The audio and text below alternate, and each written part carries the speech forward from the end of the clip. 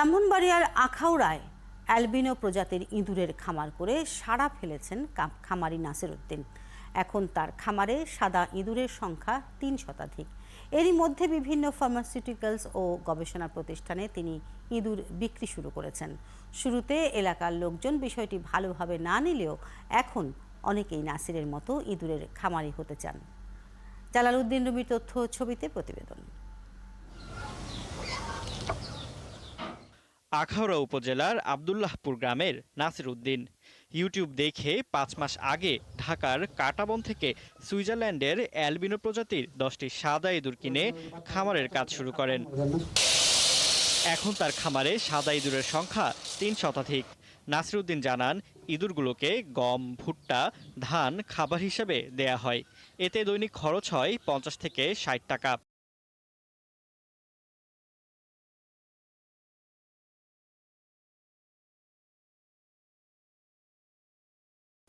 এরই মধ্যে বিভিন্ন ফার্মাসিউটিক্যাল ও গবেষণা প্রতিষ্ঠানে ইঁদুর বিক্রি শুরু করেছেন।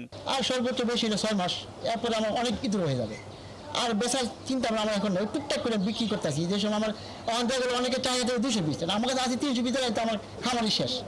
আমার যখন অ্যাভেলেবল হবে তখন আমি বিক্রি বড় আকারে বিক্রি করার চিন্তা ভাবনা করবো। নাসির আরও জানান, শুরুতে এলাকার লোকজন ভালোভাবে না নিলেও এখন অনেকেই ঝুঁকছেন ইঁদুর পালনে। আমাদের যে দেশ ইঁদুরগুলো এটা এক জিনিস না, কারণ এই ইঁদুরের উপরে আপনার গবেষণা হয়। ইঁদুর উপরে আপনার গবেষণা হয়। আর মূলত ইঁদুরগুলো দেশে চাহিদা আছে, দেশের বাইরেগুলো প্রচুর চাহিদা আছে। এগুলো যদি কেউ মনে করেন কোনো উদ্যোক্তা হইতে চায় তাহলে হইতে পারে। আর এগুলো অনেক লাভজনক ব্যবসা। জেলা প্রাণী সম্পদ কর্মকর্তা বলছেন, ল্যাবরেটরিতে রোগ নির্ণয় সহ পরীক্ষামূলক ভ্যাকসিন প্রয়োগের ক্ষেত্রে এর চাহিদা রয়েছে। এগুলি মাইস বা গিনিপিগ, এগুলি ল্যাবরেটরি অ্যানিমেল হিসাবে বিভিন্ন ল্যাবরেটরিতে এই ডিজিজ ডায়াগনোসিস বা এই ভ্যাকসিন প্রোডাকশন এইসব কাজে ব্যবহৃত হয়। ইঁদুরের খামার করতে আগ্রহীদের সরকারিভাবে প্রশিক্ষণ দিয়ে দক্ষ করে তুলতে পারলে গবেষণা ক্ষেত্রে অবদানের পাশাপাশি সৃষ্টি হবে কর্মসংস্থান, এমনটাই প্রত্যাশা সাধারণ মানুষের। ফারদিন নীরব, ৭১।